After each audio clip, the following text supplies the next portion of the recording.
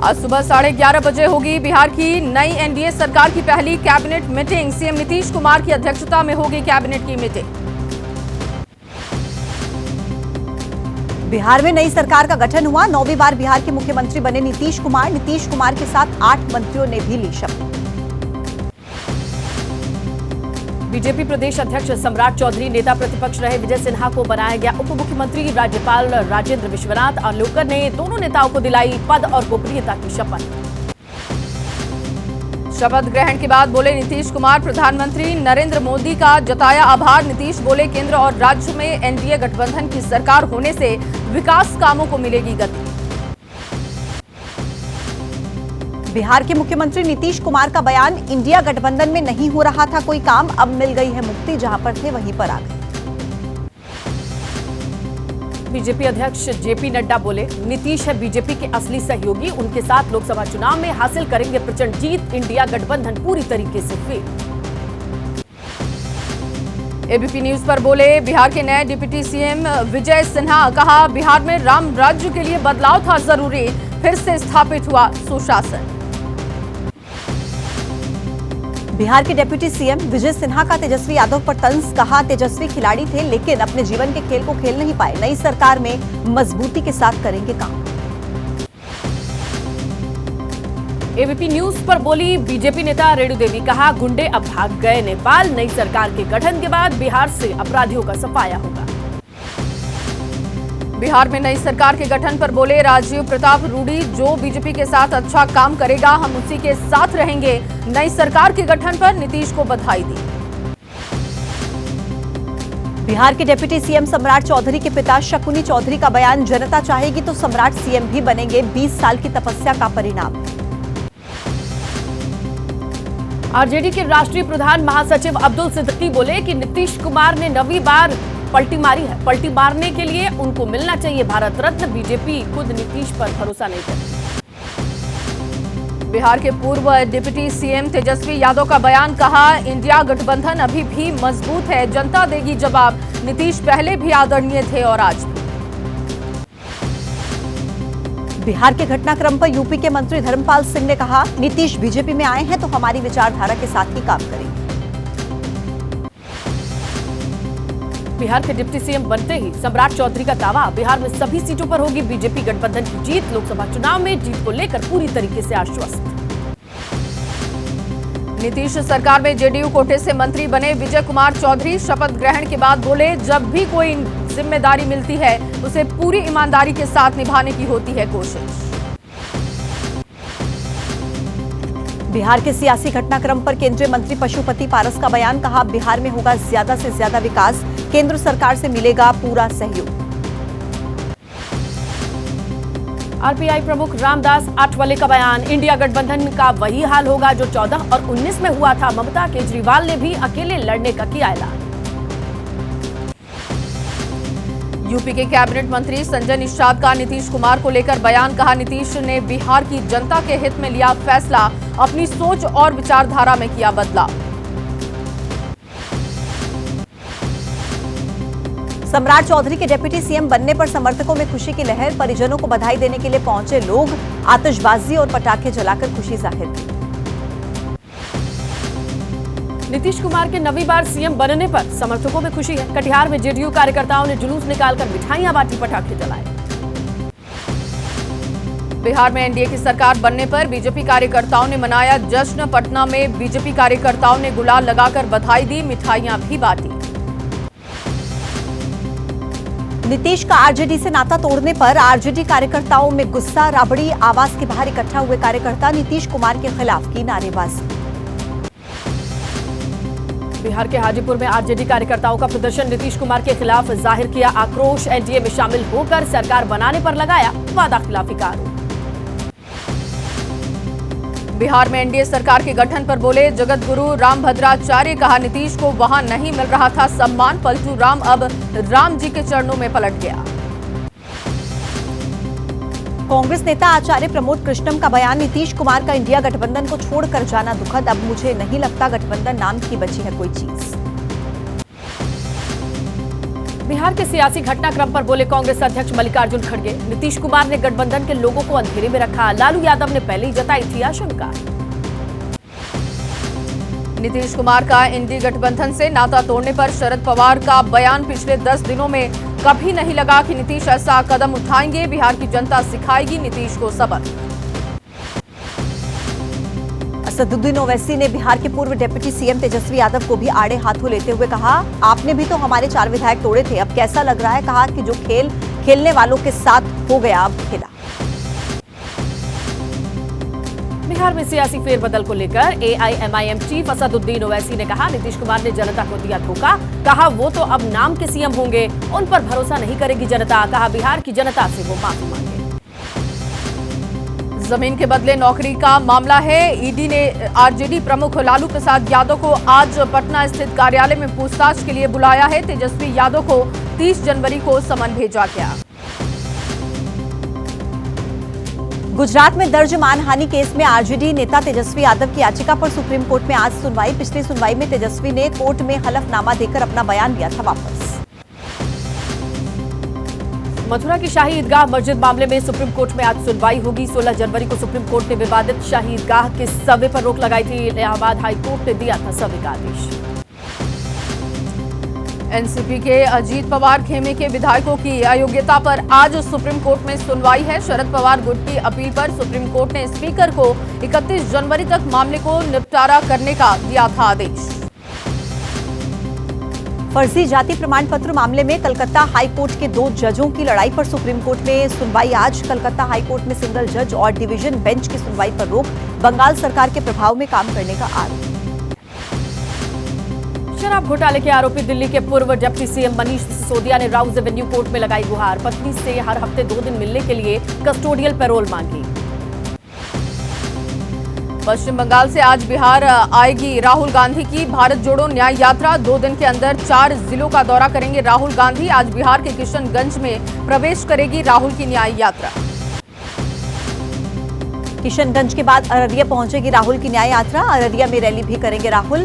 बिहार में सीएम नीतीश का पाला बदलने के बाद कांग्रेस के सामने खड़ी हुई मुश्किलें। मल्लिकार्जुन खड़गे भी आज भुवनेश्वर में बड़ी रैली को संबोधित करेंगे। कांग्रेस अध्यक्ष बनने के बाद राज्य में पहली बार आ रहे हैं खड़गे। चुनाव प्रचार अभियान की शुरुआत करेंगे। देहरादून दौरे पर कांग्रेस अध्यक्ष मल्लिकार्जुन खड़गे ने पीएम मोदी पर साधा निशाना। कहा भगवान विष्णु के 11वें अवतार बनने निकले हैं प्रधानमंत्री, लेकिन राहुल की यात्रा से डर गए। असम के मुख्यमंत्री हिमंत बिस्वा शर्मा ने राहुल गांधी पर तंज कसते हुए उन्हें बीजेपी का प्रचारक बताया। शर्मा ने कहा कि राहुल जहां से भी गुजरते हैं वहां पर कांग्रेस अपना जनाधार खो देती। दिल्ली के सीएम अरविंद केजरीवाल ने हरियाणा के जींद में जनसभा को संबोधित किया। कहा विधानसभा में सभी सीटों पर अकेले आप लड़ेंगे चुनाव। लोकसभा को लेकर इंडिया के साथ बातचीत जारी। आपकी बदलाव जनसभा को संबोधित करते हुए सीएम अरविंद केजरीवाल ने कहा कि हमने कोई भ्रष्टाचार नहीं किया। पंजाब के बाद अब हरियाणा भी चाहता है बदलाव। जनसभा के दौरान केजरीवाल ने बीजेपी के सामने शर्त रखी। कहा कि सभी को समान शिक्षा, चिकित्सा, रोजगार, 24 घंटे बिजली, गरीबों को मुफ्त बिजली और महंगाई बीजेपी ने कम कर दी तो छोड़ दूंगा राजनीति। तमिलनाडु में कांग्रेस और सत्ताधारी डीएमके की पहली मीटिंग हुई। कांग्रेस ने राज्य की 21 सीटों की मांग डीएमके से की। 2019 चुनाव में 9 सीटों पर लड़ी थी कांग्रेस, 8 सीट पर मिली थी जीत। कांग्रेस सांसद शशि थरूर ने कहा कि हर एक राज्य में सीटों को लेकर साथ आए दलों से चल रही है बातचीत। सभी राज्य में एक जैसा फॉर्मूला संभव नहीं। कहा पिछले चुनाव के सहयोगियों के साथ मिलकर लड़ेंगे चुनाव। आज पीएम मोदी सुबह 11 बजे करेंगे परीक्षा पर चर्चा। पीएम बताएंगे एग्जाम स्ट्रेस दूर करने के उपाय। कार्यक्रम के लिए 2 करोड़ 60 लाख से ज्यादा छात्रों ने किया आवेदन। ईडी के समन मिलने के बाद अचानक दिल्ली पहुंचे झारखंड के मुख्यमंत्री हेमंत सोरेन। धन शोधन के मामले में ईडी ने जारी किया था नया समन। कयासों का दौर शुरू। मुख्यमंत्री हेमंत सोरेन के खिलाफ ईडी ने कार्रवाई और नए समन का जेएमएम कार्यकर्ताओं ने किया है विरोध। रांची के गुमला, कोडरमा और लोहरदगा में किया गया प्रदर्शन। रांची में राजभवन तक पैदल मार्च हुआ। ज्ञानवापी मस्जिद पर विश्व हिंदू परिषद के दावे को मौलाना शहाबुद्दीन बरेलवी ने किया खारिज। कहा ज्ञानवापी मुसलमानों से कोई नहीं ले सकता। कहा कि एसआई रिपोर्ट पर कोर्ट ने कोई फैसला नहीं दिया।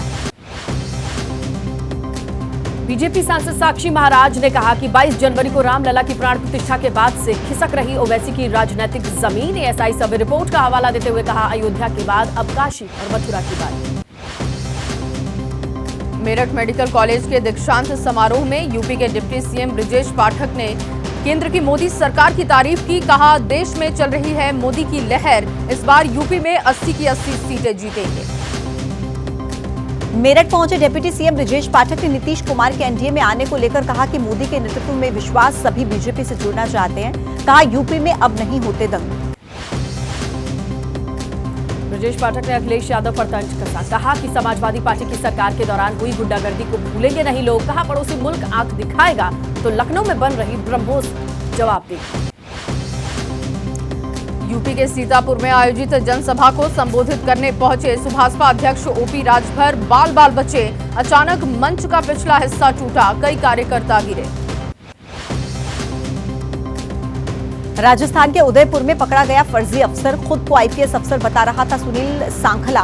फर्जी पहचान पत्र दिखाकर लिया था कमरा। शिकायत के बाद पुलिस ने 4 आरोपियों को लिया हिरासत में। छत्तीसगढ़ के बिलासपुर में हेडमास्टर का वीडियो वायरल। बच्चों को हिंदू देवी देवताओं को न मानने की शपथ दिला रहा था। हेडमास्टर के खिलाफ मामला दर्ज किया गया, गिरफ्तारी की। जम्मू कश्मीर के सांबा में पेट्रोल पंप पर हादसा हुआ। राजपुरा तहसील इलाके में पेट्रोल पंप पर आग लग गई। आग की सूचना से अफरा तफरी का माहौल। फायर ब्रिगेड ने पाया आग पर काबू। सीतापुर में फार्म हाउस के अंदर घुसा बाघ। बीजेपी नेता मुनिंदर अवस्थी का बताया जा रहा है फार्म हाउस। बाघ की दस्तक से ग्रामीणों में दहशत। आज दिल्ली के विजय चौक पर आयोजित होगा बीटिंग द रिट्रीट समारोह। 75वें गणतंत्र दिवस के समापन कार्यक्रम में तीनों सेनाओं का बैंड ट्रेडिशनल बीट के साथ मार्च कर राष्ट्रपति को करेगा सैल्यूट। बिहार का एक शख्स अपने माता पिता को पालकी में बिठाकर अयोध्या पहुंचा। रामलला के दर्शन कराने के लिए ये यात्रा की लोग बता रहे हैं कलयुग का श्रवण कुमार। पहाड़ों पर सर्दी का सितम जारी है। हिमाचल प्रदेश के कुछ हिस्सों और उत्तराखंड के ऊपरी इलाकों में हल्की बारिश और बर्फबारी का मौसम विभाग ने जताया है अनुमान। पंजाब, हरियाणा, पश्चिमी उत्तर प्रदेश और बिहार के अलग अलग हिस्सों में घने से बहुत घने कोहरे की स्थिति। मौसम विभाग ने उत्तर प्रदेश के कुछ हिस्सों में कोल्ड डे की जताई संभावना।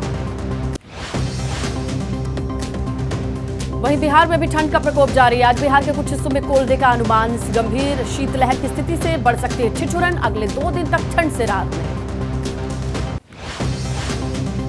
दिल्ली में शीतलहर ने बढ़ाई लोगों की मुश्किलें। तीव्र शीतलहर ने राष्ट्रीय राजधानी को अपनी चपेट में लिया है। पारा गिरने से हाड़ कपाने वाली सर्दी का हो रहा लोगों को एहसास। जम्मू कश्मीर के गुलमर्ग में ताजा बर्फबारी हुई। गुलमर्ग बर्फ की चादर में ढक गया है। बर्फबारी का खूबसूरत वीडियो सोशल मीडिया पर वायरल। मौसम का मजा लेते दिखे पर्यटक। भारी बर्फबारी और ठंड के बीच गुलमर्ग में 2 डिग्री सेल्सियस तक लुढ़का पारा। पारा गिरने से ठंड बढ़ी। बर्फबारी के मजे के लिए पहाड़ों का रुख कर रहे सैलानी। गुलमर्ग में हैवी स्नोफॉल के बीच सैलानियों की संख्या में लगातार हो रहा इजाफा। पर्यटकों की उमड़ रही है भीड़। होटल व्यवसायियों के खिले चेहरे। कश्मीर घाटी के गुलमर्ग में हर जगह बर्फ ही बर्फ आ रही नजर। बर्फबारी और कोहरे के चलते हाईवे पर बसों और गाड़ियों की कम हुई रफ्तार। बर्फबारी का सुंदर नजारा कैमरे में कैद। गांदरबल में सोनमर्ग पर्यटक रिजॉर्ट में लंबे इंतजार के बाद सीजन की पहली बर्फबारी। हल्की बर्फबारी से हाईवे, आसपास के होटल्स, दुकान और छत मैदानों पर भी बर्फ की चादर। पहाड़ों पर ठंड और बर्फबारी का अलर्ट है। गिलगित बाल्टिस्तान और मुजफ्फराबाद, लद्दाख और जम्मू कश्मीर में हल्की से मध्य बारिश और बर्फबारी की संभावना है। मौसम विभाग ने बारिश और बर्फबारी का अलर्ट जारी किया। अंडमान और निकोबार द्वीप समूह में हल्की से मध्यम बारिश के साथ 1 या 2 स्थानों पर भारी बारिश की भी संभावना। साल के पहले महीने के खत्म होने से पहले सैलानियों की उमड़ी भीड़। पूर्वी राज्यों में भी मौसम विभाग ने बारिश का अनुमान जताया है। तमिलनाडु, सिक्किम, असम, अरुणाचल प्रदेश में 1 या 2 जगहों पर हल्की से बहुत हल्की बारिश की संभावना। मौसम हुआ सुहावना। इंग्लैंड ने पहले टेस्ट में भारत को 28 रन से हरा दिया है। टीम इंडिया को जीत के लिए 231 रनों का लक्ष्य मिला था, लेकिन टीम इंडिया 202 रन पर सिमट गई। इसी जीत के साथ इंग्लैंड की टीम ने सीरीज में 1-0 की बढ़त बना ली है। भारत के खिलाफ चौथी पारी में इंग्लैंड के लिए टीम टॉम हार्टली ने 7 विकेट लेकर हार के मुंह से इंग्लैंड निकालकर जिता ली। टेस्ट मैच में इंग्लैंड ने टॉस जीतकर पहले बल्लेबाजी का फैसला किया। इंग्लैंड ने पहली पारी में 246 रन बनाए। जवाब में भारत ने 436 रन बनाकर 190 रन की बढ़त बनाई, फिर भी मैच गंवा दिया। दूसरी पारी में इंग्लैंड ने 420 रन बनाए और भारत के सामने 231 रन का लक्ष्य रखा। इसके जवाब में टीम इंडिया 202 रन पर सिमट गई और मैच हार गई। स्पिन के जाल में फंसी भारतीय टीम के हाथ से जीत निकल गई। इंग्लैंड की दूसरी पारी 420 रनों पर सिमट गई। दूसरी पारी में इंग्लैंड के लिए ओली पोप ने शानदार 196 रन बनाए। पोप ने 278 गेंदों का सामना किया, 21 चौके लगाए। पोप के अलावा बेन डकेट ने 47 रनों का योगदान दिया। टेस्ट क्रिकेट में टीम इंडिया के नाम दर्ज हुआ शर्मनाक रिकॉर्ड। टेस्ट क्रिकेट में पिछले 10 सालों में 4 में से 3 बार 200 से अधिक रन के लक्ष्य का पीछा करते हुए मिली हार। इस जीत के साथ ही इंग्लैंड ने 5 मैचों की टेस्ट सीरीज में 1-0 की लीड ले ली है। दोनों टीमों के बीच दूसरा टेस्ट मैच फरवरी में विशाखापत्तनम में खेला जाएगा।